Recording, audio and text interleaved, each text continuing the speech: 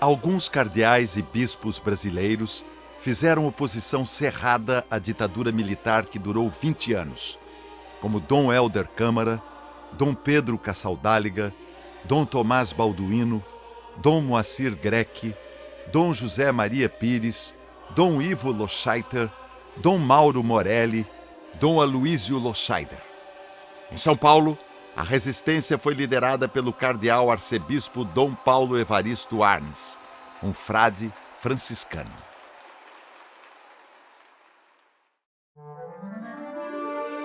Coragem. As muitas vidas do cardeal Dom Paulo Evaristo Arnes.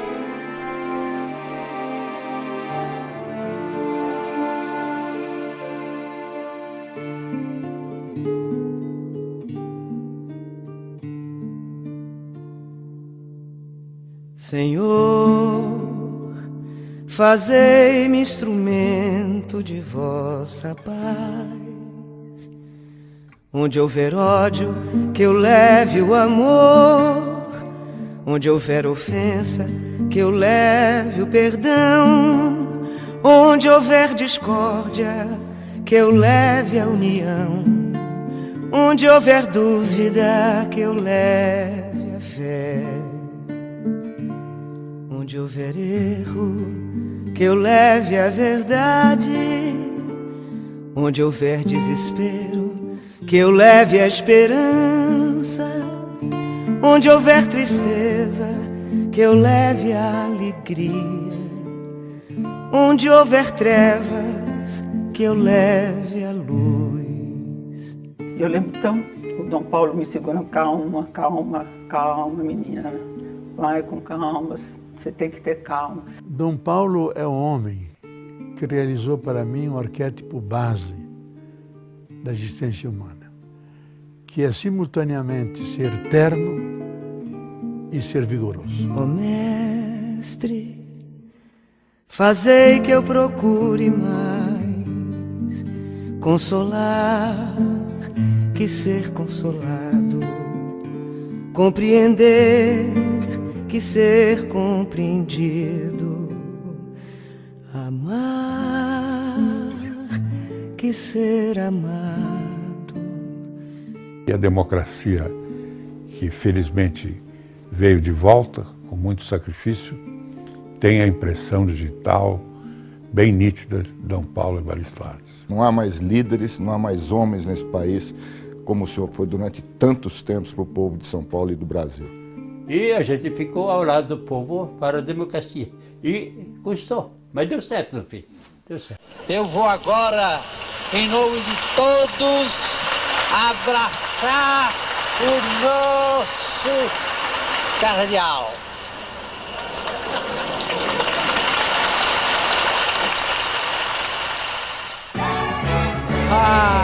Dom Paulo, o cardeal da periferia. Fazei-me instrumento de vossa paz. Onde houver ódio, que eu leve o amor. Onde houver ofensa, que eu leve o perdão. Onde houver discórdia, que eu leve a união. Onde houver as trevas, que eu leve a luz. Mestre, fazer com que eu procure mais consolar que ser consolado, compreender que ser compreendido, amar que ser amado. 18 anos depois da aposentadoria de Dom Paulo, apenas em 2 bairros da capital paulista ainda permanecem algumas heranças da obra deixada pelo cardeal. Uma grande luz que Dom Paulo fez nessa cidade, na igreja de São Paulo, foram as comunidades. E Dom Paulo, que morava num palácio, ele vendeu o palácio. Todo esse recurso ele colocou em disponibilidade para a construção de centros comunitários, de capelas nas periferias. E isso foi um passo muito importante. Com os 5 milhões de dólares da venda do palácio, Dom Paulo comprou 1.200 terrenos e iniciou a Operação Periferia. A Operação Periferia foi uma verdadeira revolução silenciosa. A maior cidade do país assistia o povo que nunca teve voz no comando do seu destino, reivindicando, lutando, buscando uma vida melhor. Eu aprendi a consultar o povo. Enquanto o governo mandava o povo calar a boca, nós pedíamos ao povo que eles se reunissem em pequenos grupos e sugerissem o que eles queriam fazer por São Paulo. Então eles traziam o resultado. E eu dizia sempre, o resultado que vocês trazem já está aprovado pelo fato de vocês serem o povo que decide. Então é um homem sempre aberto às coisas novas, mas a partir de uma raiz profunda, que é aquele mergulho nas raízes escuras da Mãe Terra, onde estão os pobres, onde estão os humilhados. E a partir daí, sempre suscitar esperança. Tenho esperança, resisto, não desisto. E coragem, vamos à frente. E isso não é retórica, é a profunda convicção dele, acho que é a virtude cardeal dele. A Operação Periferia passou então a ocupar os terrenos vazios nas bordas da cidade. E a polícia logo apareceu para expulsar o povo das ocupações. A violência policial no movimento de moradia aqui na Zona Leste, no ABC, era uma coisa absurda, absurda.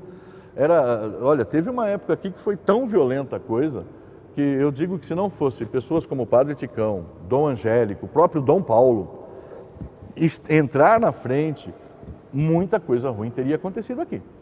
Muitas mortes teriam acontecido. A Operação Periferia trazia o povo para o centro da vida e não para a margem. E o povo tem que ocupar o centro da nossa preocupação. Só aqui na Zona Leste da Pastoral foram construídas 35 mil moradias. E hoje nós temos 4.300 famílias já na fila de espera, já tem a terra. Até hoje, em todas as reuniões, a gente fala, Dom Paulo está aqui presente. Desta forma, lutando por uma vida melhor, o povo da periferia foi, ao longo do tempo, se juntando nas comunidades eclesiais de base. Nós nos reuníamos sempre como irmãos, como amigos, etc. Né? Depois eu reuni as irmãs, depois eu reuni etc. E organizei um grupo de 31 que fizeram um treinamento de assim, animação de grupos e foram levar todas as doutrinas do concílio para cada uma das comunidades e fundar então comunidade de base. Quer dizer, pequenas comunidades onde o povo podia se manifestar e participar. As comunidades eclesiais de base e Operação Periferia foram alvos de investigação do SNI, Serviço Nacional de Informação do Regime Militar. Aliás, o SNI citou Dom Paulo em mais de 1.500 fichas.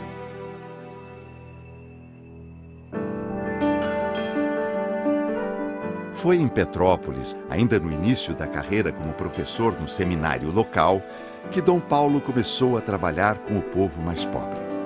Fundou uma escola que existe até hoje, e na Capela São José do Itamaraty, a história registra a passagem do frei Paulo Evaristo Arnes pelo bairro. Eu trabalhei 10 anos e meio em 7 morros de Petrópolis, onde morava gente mais pobre, e chamava-se com o belo nome de Itamaraty. Ele perguntava, onde estão as favelas? Onde estão morando os pobres? Porque eram os primeiros a serem visitados. Depois ele entrava nas casas, conversava. Então, para mim isso está na alma franciscana dele. Em Paris, na Universidade de Sorbonne, Dom Paulo se preparou durante anos para se tornar professor. Defendeu a tese de doutorado sobre a técnica de edição de livros na época de São Jerônimo, século IV. Esta tese é um dos 58 livros que ele escreveu ao longo da vida. Sobre ele já foram escritos mais de 30 livros.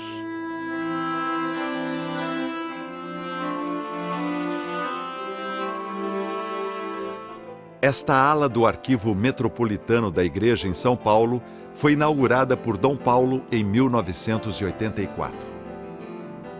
O arquivo abriga cerca de 40 milhões de documentos antigos.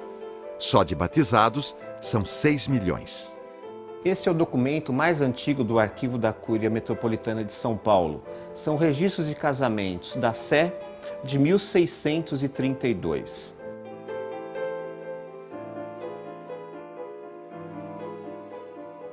Essa é a sala de Dom Paulo no Arquivo da Cúria e eu sou a Maria Ângela Borsoi, que por 40 anos fui secretária dele e hoje cuido do acervo que aqui se encontra.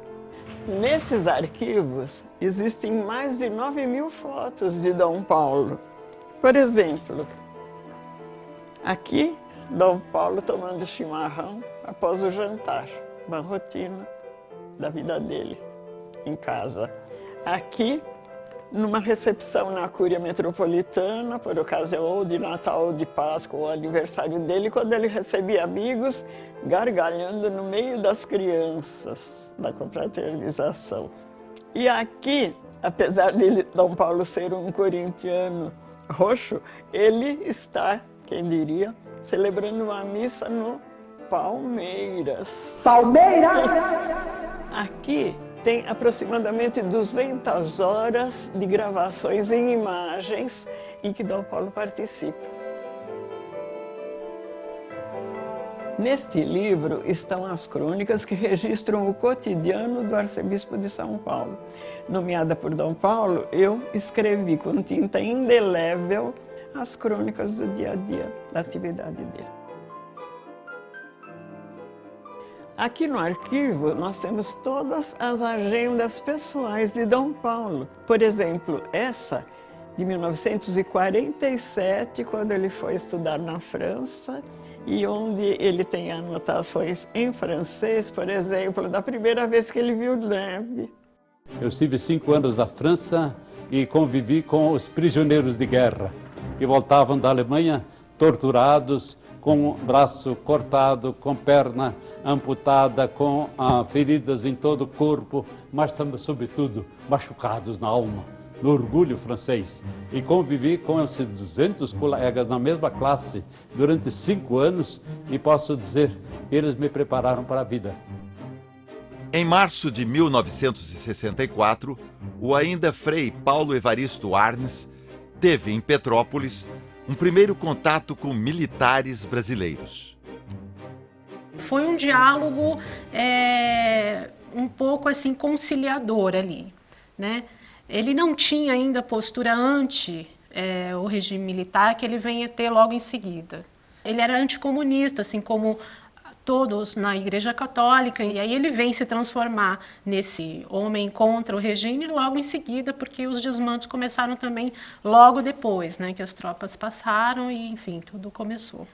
Nós percebemos que a ditadura realmente era uma ditadura à maneira hitlerista, à maneira de Mussolini e à maneira de Franco, naquele momento em que eles começaram a caçar as pessoas. No momento em que começaram a expulsar as pessoas da universidade e grandes professores reconhecidos por toda a sociedade. No momento em que a cassação era quase que um instrumento normal deles, mas sem processo.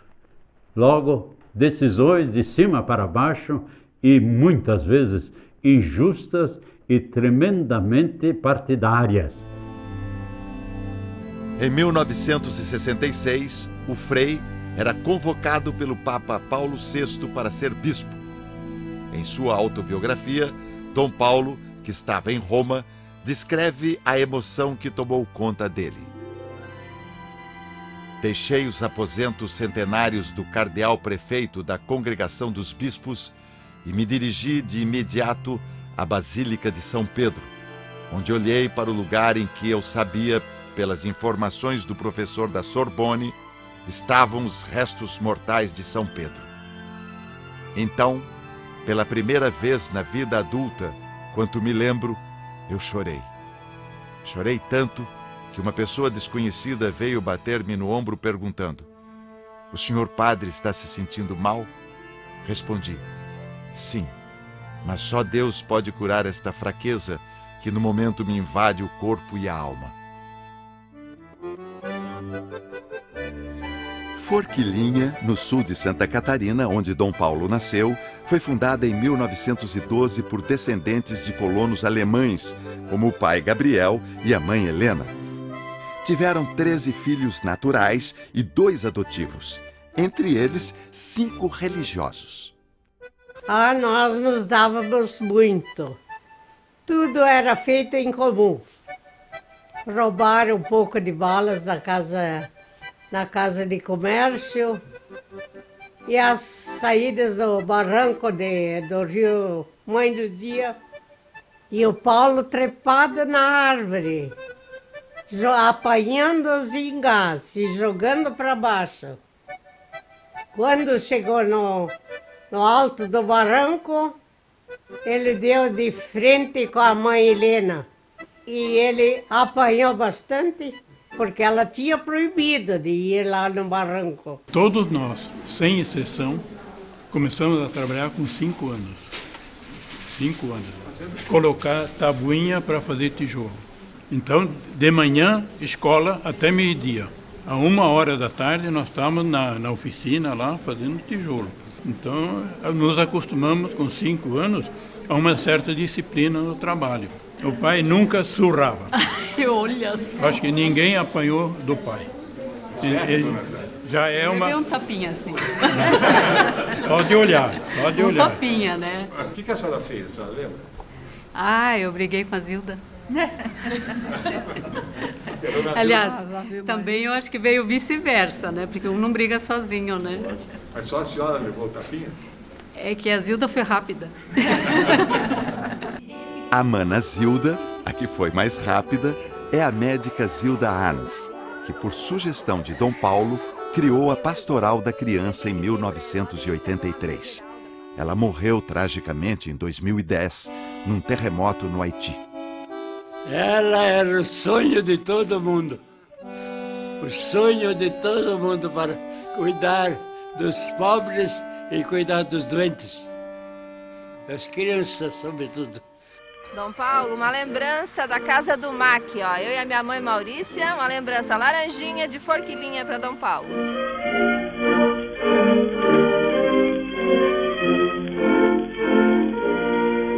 Doch ich kann dich nicht begleiten, weil ich hier bleiben muss. Oh, Paulo, tchau. Obrigada, obrigada por tudo que você foi para nossos corações. Está aqui sempre, eu estou sempre com você, viu? Tudo de bom, até o céu.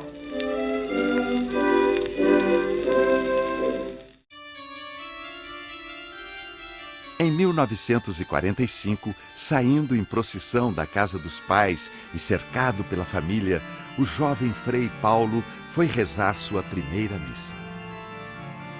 21 anos depois, em 3 de julho de 1966, Dom Paulo fez questão de ser consagrado bispo junto à sua família, em Forquilinha, com a presença do cardeal arcebispo de São Paulo, Dom Agnello Rossi. Assim, em 1966, o menino da pequena Forquilinha, de 1000 moradores, chegava para ser bispo auxiliar em São Paulo, com seus 4 milhões de habitantes. Foi nesta época, em 1969, que Dom Paulo teve o primeiro contato com um preso político. Na verdade, uma presa e freira, a irmã Maurina Borges, que foi barbaramente torturada. Eu acho que quando a repressão chegou na pele da igreja, os dominicanos são presos e torturados, os religiosos são perseguidos e muitos padres e o assessor do Dom Helder é assassinado. Aí a igreja sentiu na própria pele o que significava a repressão. E acho que a conversão não foi tanto em termos de evangélicos e pensar nos direitos humanos. Sentiu-se que ela era vítima. A notícia do intenso trabalho do bispo auxiliar da Zona Norte em defesa dos direitos humanos e na organização dos pobres chegou a Roma e Dom Paulo recebeu um novo convite do Papa Paulo VI. Um convite ou uma ordem?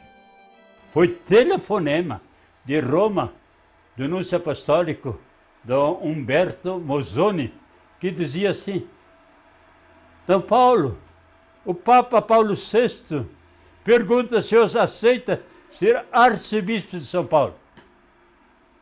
Eu quase desmaiei ao telefone, porque o cardeal Rossi estava do lado, ele ia para Roma e eu não sabia. Eu disse, não sei o que é isso. Ele disse, é para ser sucessor do Agrário Rossi, que vem para Roma. Puxa, então eu tenho que ir para Roma? Não, o senhor pode ficar em São Paulo. Tá bom. Mas é consulta ou é ordem? Isso eu não sei. E o núncio apostólico esperou 5 minutos. Foi consultar não sei quem, voltou dizendo, é ordem do Papa, ou ao menos desejo do Papa. Aí, o que você pode responder? O novo arcebispo continuou na sua peregrinação em defesa dos direitos humanos. Dias depois de assumir o posto, fez mais uma visita aos frades dominicanos que estavam presos como subversivos. Frei Fernando, Frei Beto, Frei Ivo e Frei Roberto Romano. Devido à quantidade cada vez mais crescente de torturas e de violências, né, eu decidi acabar com tudo suicidando. Né? E só fiquei sabendo de mais coisas quando eu acordei no hospital militar com a presença de Dom Paulo. Ele me abraçou, né, e me consolou, né, disse uma série de palavras de esperança, uma série de coisas assim muito profundas, né, muito simples e profundas, como ele é, né? 2 meses depois de visitar os dominicanos, Dom Paulo mandou colar a página do jornal O São Paulo na porta das igrejas, denunciando a prisão e tortura do padre Giulio Vittini e da assistente social Yara Spadini. Era o jeito de fazer o fato mais conhecido. Olha, o Júlio foi barbaramente torturado, né? Com choques elétricos e ameaça de espancamento. A equipe era do Fleury. Né? Agora, no meu caso, primeiro me fizeram várias perguntas e, né, me chutavam, assim, eu sentada, eles me davam um pontapé. E no canto tinha uma cadeira metálica, né, cadeira chamada, com uma placa em cima, cadeira do dragão. Pediram para eu tirar a roupa, eu não quis tirar. E eles disseram, se você não tirar, nós vamos ter que tirar. Aí eu acabei tirando, me deixaram de roupa íntima. E eu sentei na cadeira do dragão. E aí ligaram diretamente na tomada, um bico de tomada comum, começaram a me dar choque no tornozelo da perna esquerda. E eu sentia o cheiro da fumaça, assim, da queimadura, né? Acho que eu fiquei aí uns 15 minutos. Entrou alguém e falou, você foi salva pelo gongo. Não sei bem se Dom Paulo já tinha aparecido naquela hora, porque Dom Paulo apareceu imediatamente, na mesma noite, né? Em nossa defesa. Em 1987, Dom Paulo me chamou para fazer o Prêmio de Direitos Humanos da Arquidiocese de São Paulo. Um tempo de terror e assustadoramente relacionado com as mulheres presas. As mulheres eram torturadas de uma maneira... Elas impunham aos torturadores um certo constrangimento. E esta figura que se ajoelha encapuçada, com as mãos amarradas atrás, é também uma postura de oração que se fazia pela família, pela proteção da família. Foi mais ou menos isso que Dom Paulo me passou, e eu acho que consegui sintetizar nessa imagem.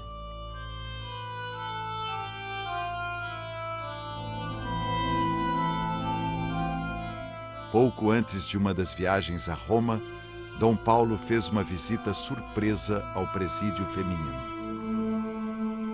Eu entrei lá e encontrei umas 40 mais ou menos, e as 40 contaram tudo o que tinha acontecido. Uma contou que mataram a criança dela nos braços dela, outra contou que queimaram a criança com charutos, outro contou horrores. Bem, em todo caso, quando saímos de lá, depois de uma hora e meia, e chegamos lá embaixo, o diretor virou-se para mim e disse: mas o senhor não acredita naquilo que disseram, não é? Eu disse: se 1% for verdade, eu tenho vergonha de dizer nesse momento que eu sou paulistano, sou brasileiro, que São Paulo se tortura dessa maneira como vocês torturaram essas meninas inocentes que nada tem que ver com o comunismo e nada tem que ver com subversão. Ele disse: não, isso não é verdade, nem 1%. Eu peguei pela gravata: estamos diante de Deus, e o senhor não pode mentir. Aí ele ficou calado e disse: de fato, muita coisa acontece que não devia acontecer.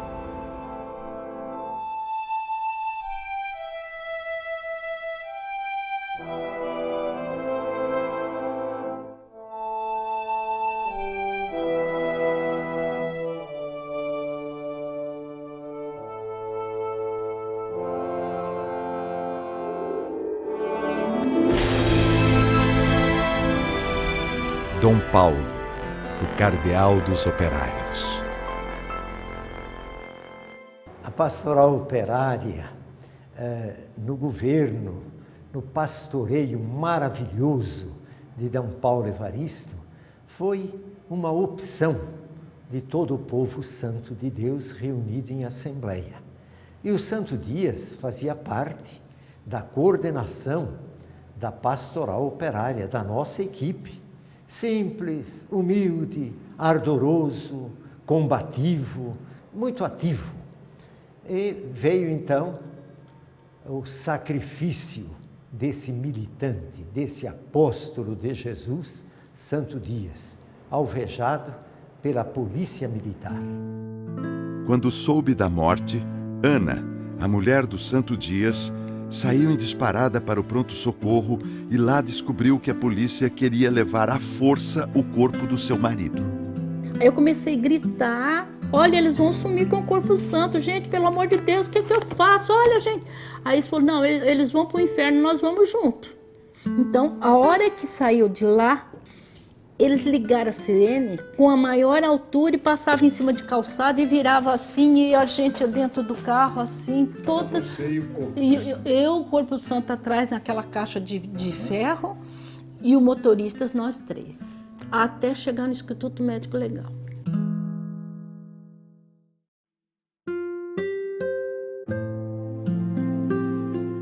Aí o Dom Paulo chegou, pondo o dedo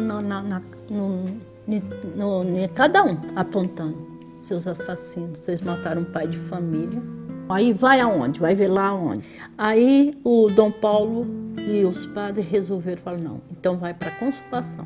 Naquela hora, nós fizemos uma procissão da Igreja da Consolação até a Catedral. Ela começou talvez com 10 ou 15 mil e depois terminou com 150, 200 mil, porque o povo todo foi se aglutinando e foi entrando para a Praça da Sé a ponto de enchê-la.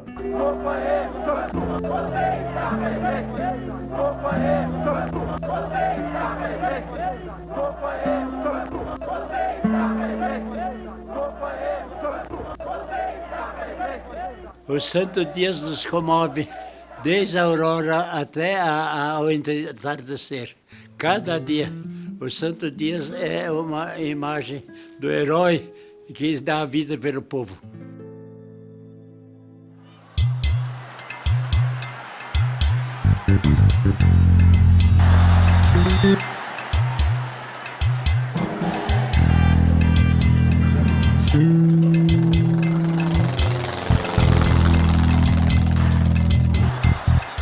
Chegou um momento que as greves no ABC, elas não eram mais meramente em defesa de um aumento salarial ou do reconhecimento do valor de trabalho de uma categoria.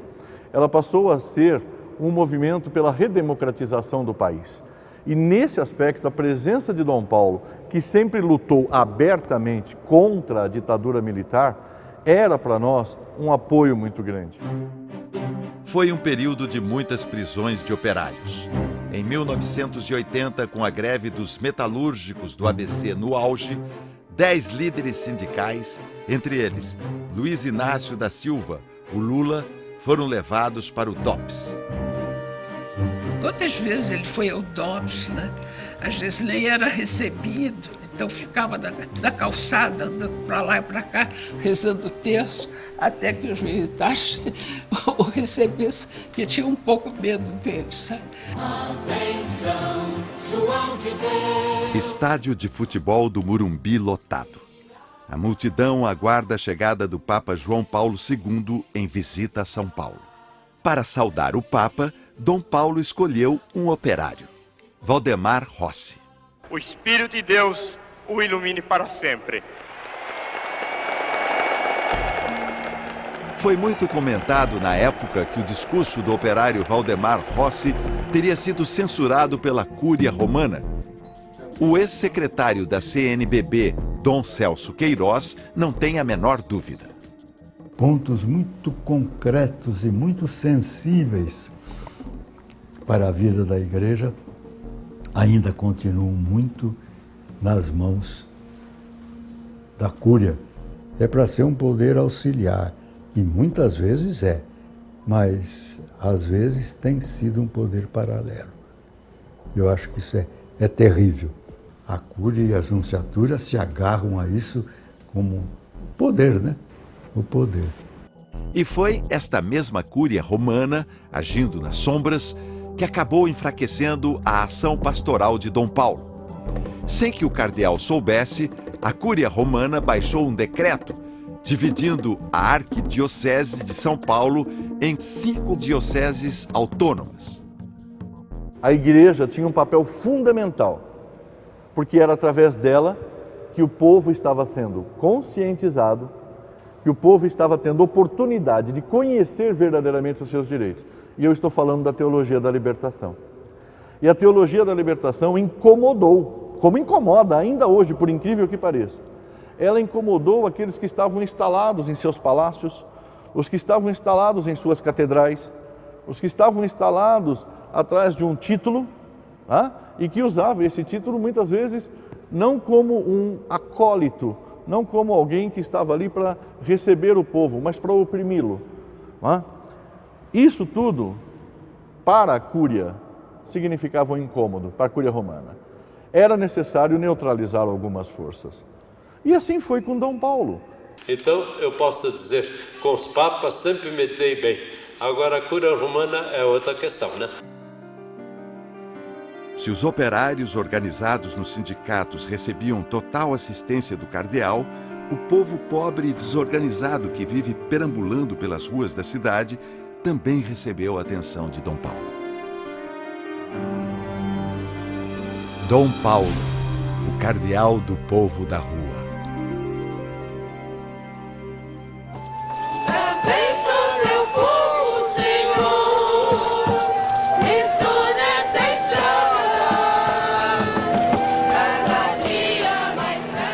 O pessoal entrega a casa de oração para o povo da rua.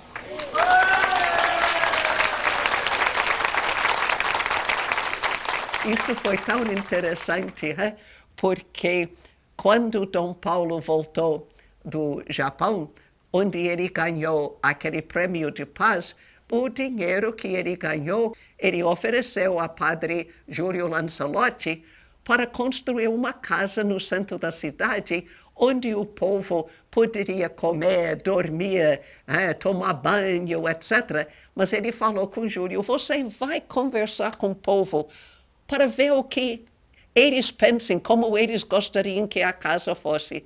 Júlio voltou e disse, Dom Paulo, eu conversei com o povo de rua, mas eles não querem este tipo de casa. Eles querem uma catedral do povo de rua, porque eles dizem que quando eles entrem na catedral na Praça da Sé, o povo olha feio para eles. E se eles sentem no banco, as senhoras levantem e vão sentar em outro lugar. E eles ficam humilhados. E eles querem uma catedral só para eles. Dom Paulo então sorriu e disse, pode construir para eles esta catedral que eles querem. Mas pergunta para eles se não pode ter uma cozinha, um banheiro, etc., também para poder ajudar. E Júlio foi falar com o pessoal, claro que não era possível chamar de catedral, mas então surgiu o nome da Casa de Oração do Povo de Rua. O coordenador da Pastoral do Povo da Rua, que construiu a Casa de Oração, é o padre Júlio Lancelotti, que há mais de 30 anos cuida dos abandonados da cidade grande. Não é nenhum grupo, é o povo que está lá, o povo que está lá. No dia que fomos entrevistá-lo sobre Dom Paulo, encontramos uma reunião do Conselho da Pastoral discutindo como evitar uma reintegração de posse pela tropa de choque da polícia, marcada para 2 dias depois, um domingo. Padre Júlio falou com Deus e o mundo e conseguiu marcar uma audiência com a juíza responsável pelo caso para a mesma tarde. O nosso objetivo é evitar que haja reintegração no domingo. Enquanto as mulheres e crianças iam na Kombi da Pastoral, Cabe 2 aqui ainda, tem 2 aqui, ó. Ele percorreu a pé, com outros moradores de rua, os 3 quilômetros até o fórum. Apenas 7 pessoas poderiam participar da audiência. 1h30 depois, a decisão. A juíza nos deu então um prazo de mais 60 dias. Não haverá reintegração de posse no domingo. Uma grande vitória nossa. Foi maravilhoso, gente. Maravilhoso mesmo. Vamos mostrar para esses caras que estamos moradores de rua, mas a gente está unido e a gente vai correr atrás dos nossos direitos até o fim. Quem tiver certidão e não tiver RG, vai ter um plantão para fazer o RG de todo mundo. Quem não tiver certidão, a gente vê. E o prefeito está puto da vida, me chamou agora para o gabinete dele, eu estou indo para lá para a identidade.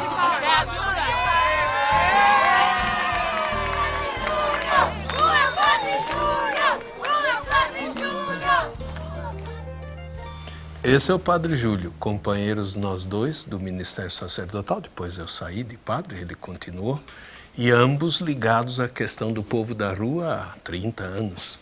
Ele como uma questão vital de pastor, de serviço, de padre, eu do aspecto mais teórico. Acabei fazendo até a minha tese de doutorado em Ciências Sociais na PUC sobre a população de rua em São Paulo, especialmente sobre o papel de Dom Paulo, a ação do Júlio Lancelotti e a questão do sujeito histórico do povo da rua. Por que pegar isso como tema? Porque Dom Paulo sempre dizia, o povo da rua é muito grande e sofrido em São Paulo, e muita gente da prefeitura, do governo, da sociedade, dos empresários, acha que eles não valem. Aí eu percebi que estudando Marx, os teóricos sociais, eles também acham que eles são Lumpen. Aliás, em alemão, Lumpen quer dizer pano de chão, limpeza. Então eu falei, puxa, se são desprezados pela sociedade, desprezados pelos teóricos, será que alguém pode dar valor a essa gente vendo que eles são sujeitos? Aí notei que Dom Paulo era um destes personagens.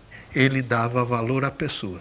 Talvez aí porque Dom Paulo tinha uma ideia que é franciscana e tomista, vamos dizer assim, meio a meio, meio São Francisco, meio Tomás de Aquino. Ele crê que atrás de qualquer pessoa existe uma verdade e ela é mais importante do que a silhueta da pessoa, do que o traje da pessoa, do que a fala da pessoa. Então também o povo da rua tem uma verdade, que talvez possa ser uma verdade de termômetro, que vai mostrar que tem algo de errado na sociedade, porque eles estão lá embaixo. Eu digo que a tese que me deu meu doutorado, na verdade, pertence a essa população de rua. E ela não existiria se não tivesse um cardeal que tivesse essa ideia maluca, totalmente estapafúrdia, de reconhecer que nos últimos da sociedade tem uma palavra a ser dita e que essa palavra é verdadeira e que essa palavra pode mudar a cidade. Esse é Dom Paulo. O Amparo Maternal é outra instituição voltada para o povo da cidade. E Dom Paulo, sempre que possível, ia visitar o Amparo. Ele assistia partos e ficava entusiasmado.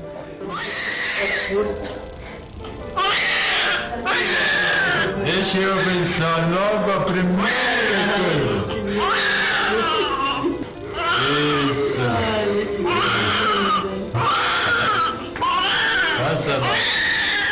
O Amparo se tornou um centro de referência no atendimento de grávidas e mães solteiras pobres. Eu, durante 28 anos como arcebispo, eu fui buscar dinheiro em tudo quanto é lugar no mundo.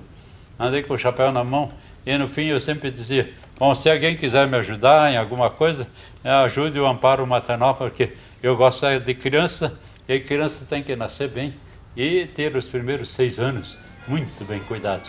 A praça é do povo, como o céu é do condor, já dizia o poeta dos escravos lutadores. Era sempre aqui, na Praça da Sé, em frente à catedral, que o povo da rua vinha se manifestar em busca de seus direitos. Foi aqui que os movimentos sociais da Operação Periferia promoviam suas reuniões imensas, sempre com o apoio de Dom Paulo e dos seus bispos auxiliares.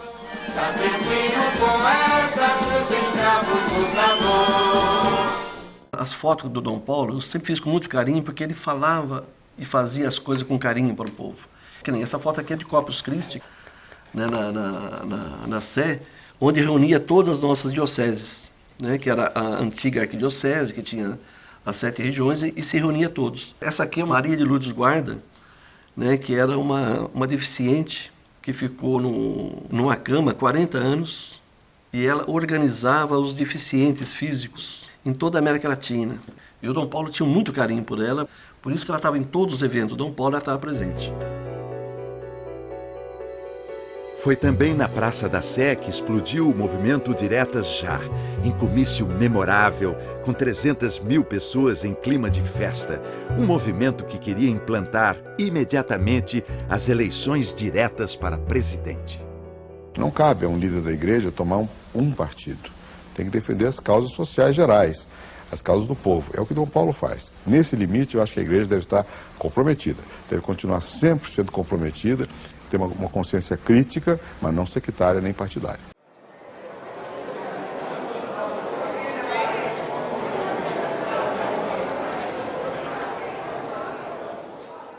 Com o PSDB, com os tucanos, a gente poderia dizer que o prefácio desse aconselhamento, dessa influência de Dom Paulo junto à fundação do PSDB, foi um trabalho que ele encomendou como presidente emérito da Comissão de Justiça e Paz, para sociólogos e políticos ligados ao Fernando Henrique Cardoso, SEBRAP. E ele encomendou um livro que depois foi publicado e teve grande influência acadêmica, São Paulo, Crescimento e Pobreza. No caso do PT, não se teria constituído o PT sem a comunidade eclesial de base. E foi Dom Paulo que, dentro do mundo grande das comunidades, que eram centenas em São Paulo, soube pensar aqueles mais voltados, mais vocacionados para a política, e depois, na hora em que o Lula e outros companheiros propuseram a transformação desse movimento sindical num partido político, ele soube aconselhar que essa pessoa fosse acompanhar a fundação do PT. Dom Paulo recebia sempre todos, de qualquer corrente, de qualquer ideologia, de qualquer partido. Mas é óbvio que nós, estando na periferia como padres, nós tínhamos uma opção estratégica, ideológica. E xingamos o Maluf em todas as missas da Zona Leste. Ele era o prefeito. E nós acabamos com ele, mandamos para o inferno. Dom Paulo ficou sabendo e chama Ticão, a mim e o padre Júlio Lancelotti para uma reunião na casa dele. Sabíamos que íamos levar bronca. E a bronca foi federal. Como fazem isso com o prefeito? E a liturgia do cargo? Vocês são padres, não têm responsabilidade. Apanhando. Quando ele deu a bronca, nós todos amuadinhos, assim como moleques de primeira comunhão, sim, o senhor tem razão. Mas a cada mais que a gente queria dizer que ele era sem vergonha, que ele tinha roubado o povo, ele, não é possível! E nós, cada vez mais, quase enfiados no chão, ele fala, agora temos um encontro importante. Ele abre a outra porta, estava Paulo, Salim, Maluf na outra sala. Ele leva nós três para outra sala. Maluf olha assustado, porque não queria nos ver, queria só dar bronca dos padres. Falei, eu chamei os três aqui para discutir o que eles andaram falando e eles têm razão. O senhor não está fazendo nada direito nessa cidade. Trate de mudar. Nós não sabíamos se batíamos palmas, se nos escondíamos, porque lá dentro nós apanhamos, mas lá fora ele nos defendeu. Esse é Dom Paulo. O povo na praça lutando por seus direitos políticos, lutando pela anistia, o povo nas ruas reivindicando seus direitos de cidadão, bebês pobres nascendo em segurança, com suas mães assistidas. Com estas iniciativas, Dom Paulo estava, na verdade, colocando em prática a Declaração Universal dos Direitos Humanos, adotada pela ONU em 10 de dezembro de 1948. Dom Paulo, Cardeal dos Direitos Humanos.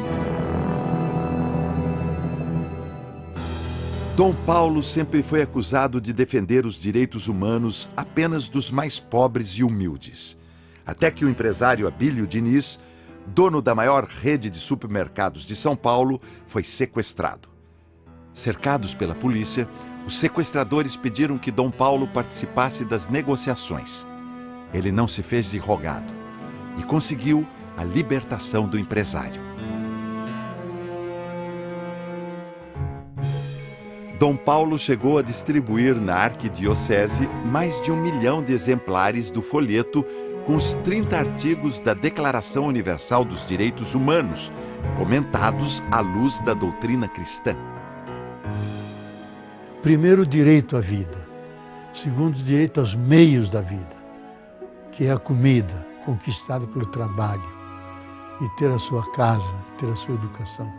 Então, ele foi um dos primeiros a inaugurar esse discurso. A distribuição dos folhetos mereceu, no DOPS, a Polícia Política Paulista, a ficha número 16, no dossiê do cardeal. No total, o DOPS abriu 46 fichas sobre Dom Paulo.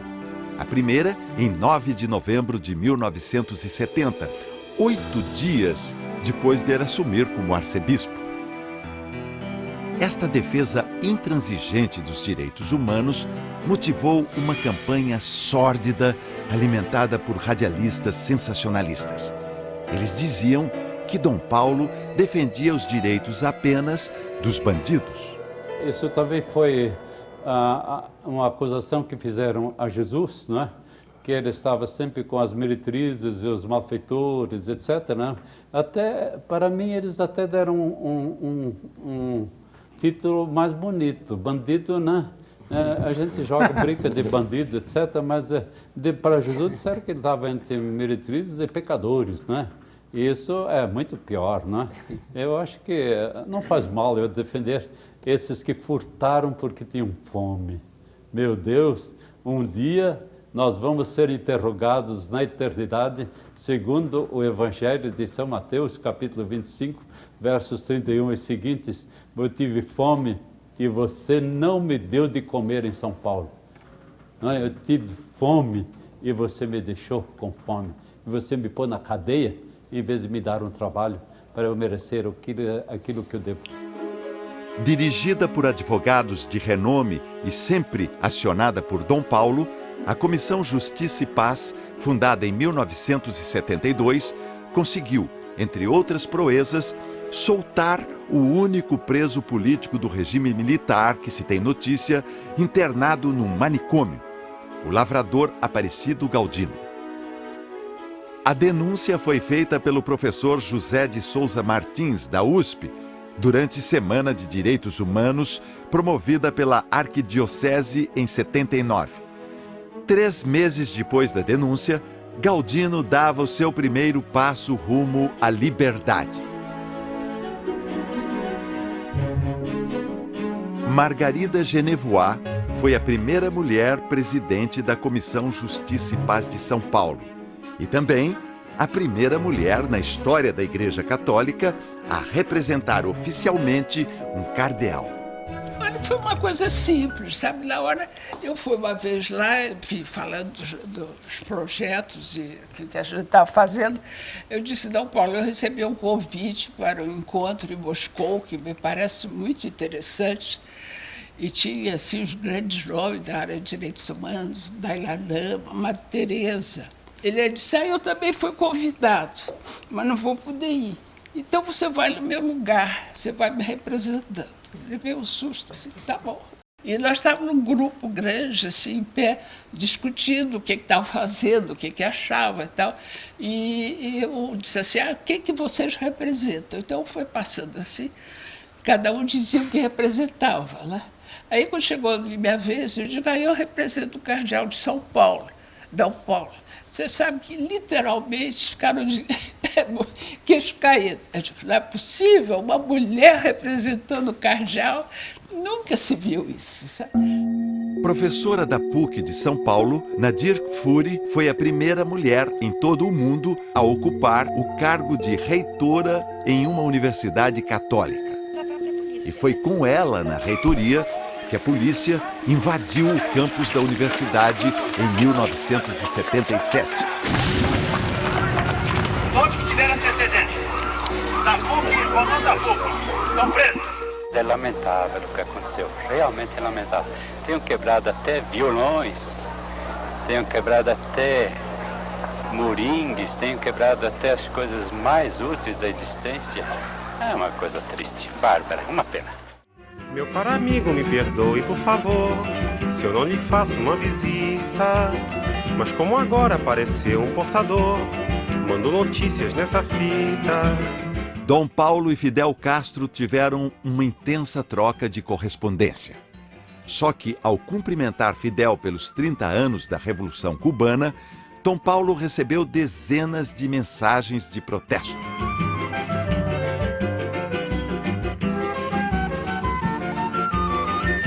A resposta aos críticos veio em um singelo bilhete manuscrito. Sempre espero poder abrir alguma brecha onde não se consegue abrir as portas. Deus sabe que a intenção de toda atividade é missionária. Somente a história vai dizer se as cartas, apesar de mal traduzidas, trouxeram mais bem do que perigo. Esta outra carta, confidencial, que Dom Paulo enviou ao Conselho Mundial de Igrejas, na Suíça, desencadeou um dos mais importantes projetos mundiais da luta contra a tortura, o livro Brasil Nunca Mais, que no exterior recebeu o título Tortura no Brasil. O principal ponto e o objetivo era que a história não se repita. Por isso que chama Brasil Nunca Mais. Nunca mais o que aconteceu naquele tempo, né? Agora, na época de escrever, era ainda tudo muito difícil. Primeiro, a gente não podia contar para ninguém o que estava fazendo, porque era um livro secreto. Você imagina, você ficar mais de um ano num trabalho secreto. Nem a família podia saber o que a gente estava fazendo, porque se vazasse qualquer coisa, acabava o projeto, né? Os militares ainda mandavam no Brasil. Não só poderia acabar o projeto se alguém falhasse, né? Mas você poderia ser preso e perseguido, enfim, né? Ainda havia esse clima no país. E no final, aquela palavra que sempre me lembra Dom Paulo, né? Coragem, coragem, né? E era o que a gente precisava, o que mais precisava para fazer aquilo. Um dia eu estava autografando o livro na exposição, quando um garoto de 13 ou 14 anos chegou com o livro e disse: Dom Paulo, eu quero o seu autógrafo. Aí eu olhei para ele e disse: não, esse livro não é para você. É um livro muito pesado, conta coisas que você não vai aguentar. Então ele disse: eu estou procurando meu pai desde que eu tenho consciência e nunca encontrei. E aqui dentro ele está. Olha. Ele está nesse livro, Brasil Nunca Mais. E nós devemos ao reverendo Jaime Wright a organização tão objetiva, não, tão exata de tudo, que nunca nada foi desmentido desde a publicação do livro até o dia de hoje. Então, o livro valeu para a história do Brasil. Dom Paulo também abriu as portas da catedral para celebrar missas e atos ecumênicos pelos perseguidos e assassinados pela ditadura.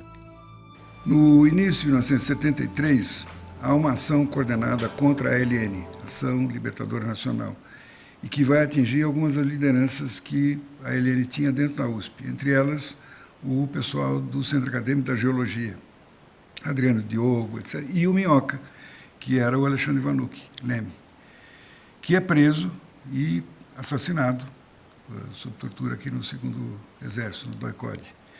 Inicialmente a ideia era fazer uma missa campal na USP, depois se evoluiu para a ideia de tentar fazer na igreja do Largo de Pinheiros, e o Dom Paulo propõe uma coisa que para nós era impensável, de realizar essa missa na própria catedral. Houve bloqueio da cidade, mais de 100 bloqueios, dificuldades de todo tipo. No entanto, se realizou aí esse ato solene, uma missa, em solidariedade, em preito ao Alexandre Vanucci, que acabou se convertendo no primeiro grande ato político depois do ato institucional número 5. A catedral se encheu, em torno da catedral também, estudantes de todos os tipos, de todos os lugares, e a gente teve uma manifestação. Eu fiz um protesto contra a tortura ou contra qualquer tipo de tortura. E é isso que abre o caminho para uma série de iniciativas de popularização da Declaração Universal dos Direitos Humanos e tudo mais nos anos seguintes, e que vai culminar de alguma maneira para a história com um ato ecumênico em homenagem ao Vladimir Herzog. Tem dias que a gente se sente como quem partiu ou morreu. A gente estancou de repente, ou foi o mundo então que cresceu? A gente quer ter voz ativa, o nosso destino mandar. Mas eis que chega a roda viva e carrega o destino pra lá. Roda mundo, roda gigante, roda moinho, roda peão. O tempo rodou num instante nas voltas do meu coração. Em nome de Deus, homem, nós pedimos paz. Lembro muito bem o trajeto para a catedral, a cidade vazia, que ela estava situada, um clima de medo que pairava no ar. Lembro a entrada da catedral, cheia a catedral, depois que eu tive consciência de quanto cheia estava. Mas ela estava muito cheia. E dois momentos. Um durante a cerimônia, que foi a fala de Dom Paulo, que ele denunciou publicamente o assassinato do Vlado, quando ele cita um salmo, ele cita algo da Bíblia, em que ele fala que malditos sejam aqueles que sujam a mão de seus irmãos, que sujam as mãos com o sangue de seus irmãos. Ou seja, foi e aquilo mexeu muito comigo, acho que foi uma coisa que, porque alguém teve coragem de denunciar publicamente para milhares de pessoas que estavam lá. E quando terminou a missa, com toda aquela força que eu tinha para me segurar, eu estava saindo por fora, estava saindo pela nave novamente, eu acabei me descontrolando, vieram amigos, me abraçaram, eu não aguentei, chorei, berrando muito. E eu lembro então, o Dom Paulo me segurando, calma, menina, vai com calma, você tem que ter calma. E o Dom Helder dizendo, Paulo, deixa ela berrar, ela tem que botar esse ódio para fora. Dom Paulo Evaristo Soares era uma espécie de amparo. Ele era efetivamente um amparo dos perseguidos. Eu me lembro bem da palavra de meu tio Helder Câmara, quando ele disse, no fim da cerimônia pelo jornalista Vlado Herzog, ele me disse, Dom Paulo, hoje a ditadura caiu. Hoje são 1.050 jornalistas que se manifestam. Hoje é a igreja que acorda. Hoje é o povo que se revolta contra a falta de justiça em nosso meio. Em 2010, Clarice Herzog e o filho Ivo convidaram Dom Paulo para participar do Instituto Vladimir Herzog. No final de 2008, a gente começou a pensar na ideia de criar um instituto para organizar a memória do meu pai e contar a história de toda uma geração. E a gente foi conversando com muitas pessoas que tinham vivido aquele período, que tinham participado. E aí não podia deixar de não conversar com Dom Paulo. E uma coisa que foi muito interessante, é que a gente chegou lá e ele tinha preparado de punho essas notas, como se ele tivesse feito uma lição de casa sobre pontos que a gente deveria refletir, sobre temas, sobre pensamentos, né, para ajudar a gente a pensar na missão e no papel que o Instituto deveria fazer. Aqui no final ele fala de justiça, verdade, solidariedade e paz. Dom Paulo é um filho dileto de Francisco, é um iluminado do Espírito.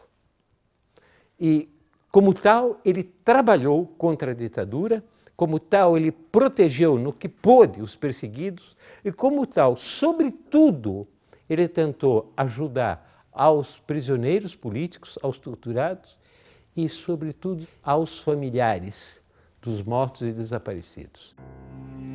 Em 1979, Dom Paulo levou um grupo de parentes de desaparecidos políticos para uma reunião com o general Golbery do Couto e Silva, homem de confiança do general-presidente Ernesto Geisel.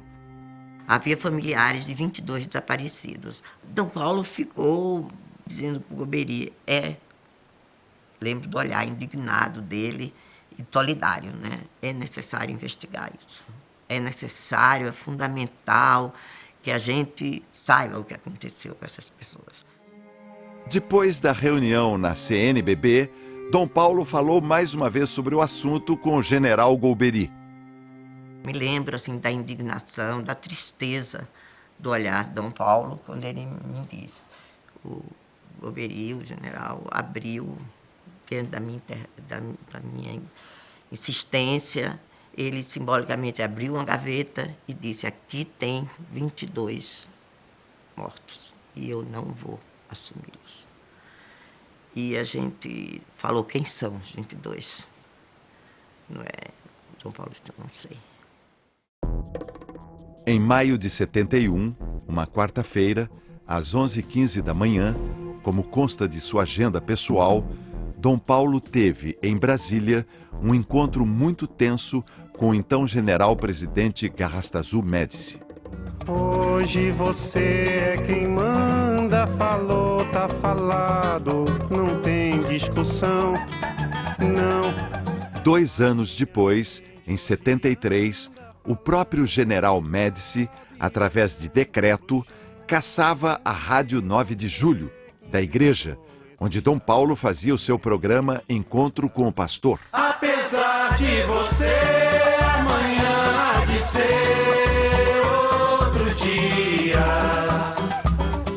Como vai abafar nosso coro a cantar na sua frente, apesar de você. O Médici foi duro. Nós tivemos que ficar firmes até o fim, até a última linha. Até o ponto final da frase que a gente disse para o mundo todo se concentrar, que os militares não mandam na nossa liberdade.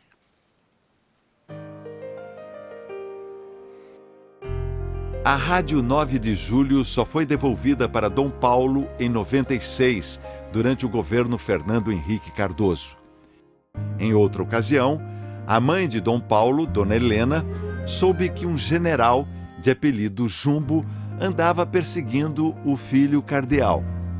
Em seu livro, a historiadora da família, Otília Arns, irmã de Dom Paulo, conta como foi o diálogo entre mãe e filho. Outro dia alguém me falou que um general chamado Jumbo, em São Paulo, costuma fazer mal a você. Posso rezar contra ele? Mãe, reze a favor, para ele se converter. Posso rezar contra? Não, mãe. Reze pelo povo de São Paulo e pelos presos. Ela pediu para rezar contra o general Jumbo, mas eu não permiti. Dom Paulo, o cardeal da resistência. Don Pablo funda el grupo Clamor. El grupo Clamor lo funda con el reverendo Jaime Wright. Gracias a ellos, a Clamor, recuperan los 2 primeros niños secuestrados y desaparecidos en Argentina que aparecieron en Chile, en Valparaíso, ¿no? Y eso fue gracias al trabajo de Don Pablo con el equipo de la Comisión Justicia y Paz y de Clamor. A organização Clamor surgiu por causa de uma situação dramática. Estavam chegando centenas, milhares de refugiados, principalmente da Argentina, mas de outros países vizinhos também. Pessoas traumatizadas, apavoradas, sofridas. Eles traziam muitas denúncias do que estava acontecendo nos seus países. Tortura, campos de concentração e crianças desaparecidas. Aí chegou a denúncia sobre 2 crianças pequenas desaparecidas em Buenos Aires, mas talvez encontradas no Chile.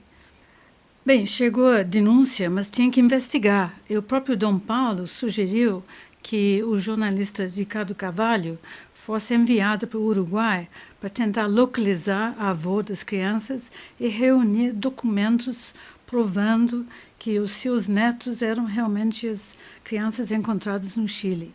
Quando cheguei a Montevidéu, fui procurar a avó das crianças, Dona Angélica, e quando disse a ela que estava ali a pedido de Dom Paulo e que seus netos haviam sido localizados no Chile, ela caiu num choro silencioso e repetia baixinho: "Obrigado, muito obrigado, Dom Paulo. Eu sabia que eles estavam vivos."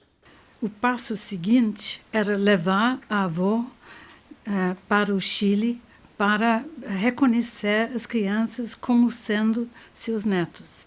E assim foi feito. É uma coisa muito gostosa. A avó muito compreensiva, embora seja uma avó como todas as outras, deixou a criança com os pais adotivos por um tempo, vai levá-los ao Uruguai para um período e assim vão educá-las juntos. Foi uma solução muito humana, muito cristã e também muito objetiva. Esta resistência permanente em defesa dos direitos humanos levou o cardeal de São Paulo a receber, em 77, um prêmio que chamou a atenção do mundo. Doutor em Direito da Universidade Americana de Notre Dame, ao lado do então presidente dos Estados Unidos, Jimmy Carter. No ano seguinte, Jimmy Carter fez uma visita ao Brasil. Depois de várias reuniões oficiais e pronto para embarcar de volta aos Estados Unidos, o presidente americano deixou o protocolo perplexo. Convidou Dom Paulo para ir com ele na limusine até o aeroporto. No galeão, Carter teve que deixar Dom Paulo por ali mesmo, porque aí já era demais chegar na cerimônia oficial de despedida com um dos principais opositores do regime ao lado. E uma coisa é verdade: poucos bispos, arcebispos ou cardeais souberam valorizar tão bem as várias possibilidades de comunicação como Dom Paulo. Aqui ele é um ator, numa peça de teatro, quando ainda era muito jovem. Foram centenas de entrevistas para emissoras de rádio e televisão do Brasil e do exterior, como esta para a TV alemã. Sem contar as entrevistas para jornais e revistas, as revistas masculinas, inclusive. Eu lembro bem da mãe que foi no supermercado, né, viu a revista, comprou porque Dom Paulo deu uma entrevista e ela toda animada, chegou em casa, abriu a revista, ficou vermelha, rasgou só a entrevista e jogou o resto fora, né? Uma revista com os nus não tão completos quanto hoje, mas bastante ousados para minha mãe. Então, e Dom Paulo falando que ele precisava conversar com todos os segmentos da sociedade.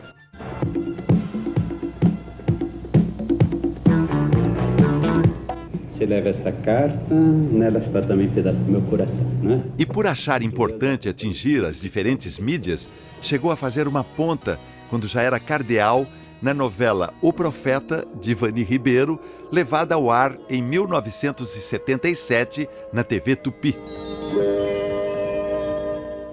O Dom Paulo era uma pessoa já sob observação do regime. E conversei com a Ivani Ribeiro, que ela queria fazer uma novela chamada O Profeta, e convidou ele e imediatamente aceitou. E eu estava na Tupi, eu era o superintendente, recebi a notícia de que o capítulo não podia ir para o ar, porque estava censurado porque tinha a presença do Dom Paulo. Apesar de ter participado de outros capítulos, Chico Xavier e outras coisas, mas Dom Paulo não podia. Aí eu falei assim, eu não vou receber a censura pelo telefone. Pelo telefone eu não posso atender, eu não sei quem está falando do outro lado da linha. Então, não, mas aqui é do Departamento da Polícia Federal, é o major tal, sei lá como dele, não será exibido. Aí eu falei, muito too late, muito tarde, porque faltam 20 minutos para a novela entrar ao ar e eu não vou aceitar a censura pelo telefone. Bom, foi pro ar. Agora, o rolo que deu isso aí, bom, foi todo mundo para a rua. Eu, em primeiro lugar, obviamente, né? E o Mauro Salles, em solidariedade, que era o diretor de todo o grupo de empresas do Chateaubriand, também se demitiu. E o sonho de recuperar a Tupi foi por água abaixo pela ditadura. Ao valorizar o São Paulo, jornal da Cúria, Dom Paulo tratou, em 75, de temas como defesa do meio ambiente, quando o assunto ainda não era notícia. Enfrentou também uma dura e implacável censura ao jornal de 71 a 79. Vale a pena lembrar que Dom Paulo sempre se sentiu muito à vontade com jornalistas, até porque ele também é jornalista, com carteirinha e tudo, registrado na ABI, Associação Brasileira de Imprensa. Rui Mesquita, diretor do Jornal da Tarde, chegou a dizer ao cardeal: o problema, Dom Paulo, é que os repórteres gostam do senhor. Coragem. Já o jornalista Chico Pinheiro presta toda segunda-feira, ao vivo, uma homenagem a Dom Paulo. E para você que está de olho na gente, coragem. Coragem por dois motivos, né? Primeiro, porque é uma maneira de começar a semana.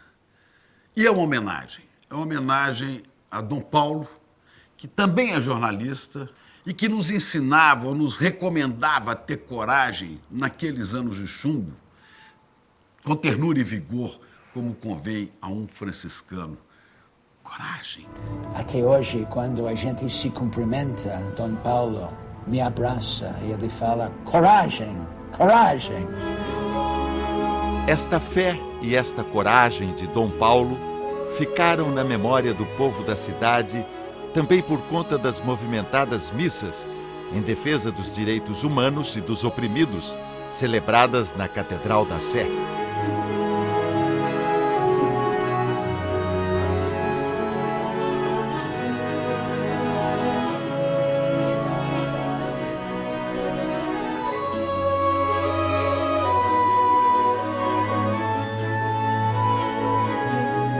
Dom Paulo, o cardeal da esperança.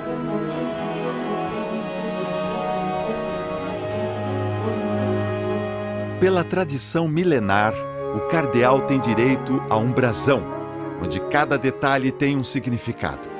No de Dom Paulo, por exemplo, os ramos verdes frutados representam o café de São Paulo, sede do episcopado. Sem contar o lema, em latim, Ex spe in spem, que é a síntese perfeita da sua vida, de esperança em esperança. A esperança de ver o seu Corinthians campeão. Ele até escreveu o livro Corintiano, graças a Deus. Viva o Corinthians! Corinthians! A esperança de garantir aos mais velhos uma vida com amor e às crianças um futuro com dignidade.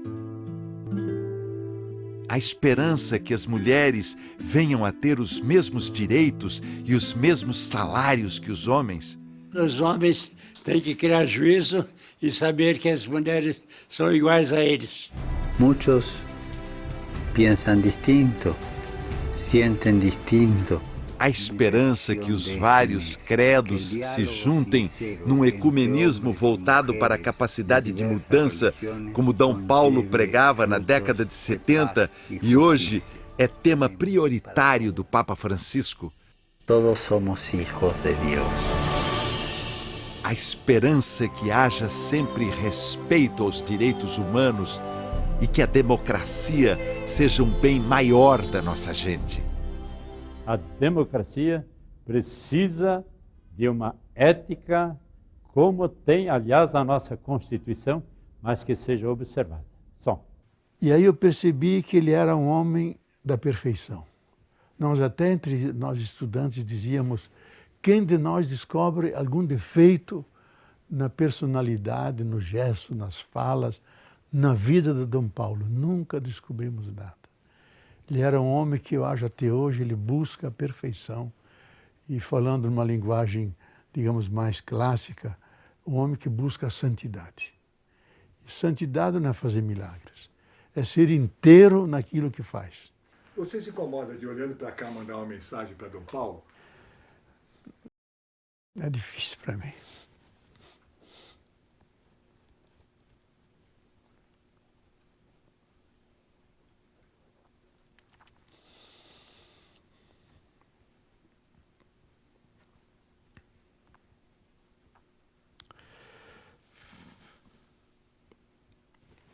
Dom Paulo, eu conservo um bilhete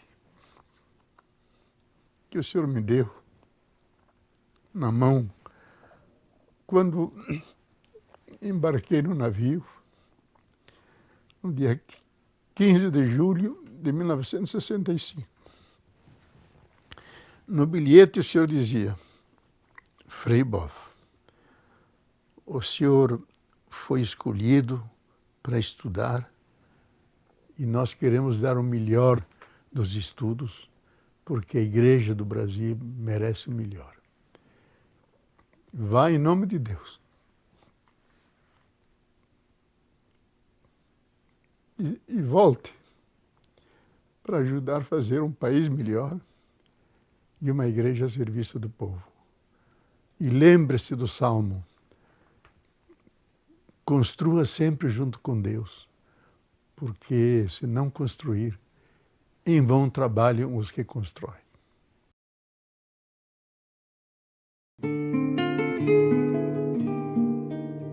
Ó Mestre, fazei que eu procure mais consolar que ser consolado, compreender que ser compreendido, amar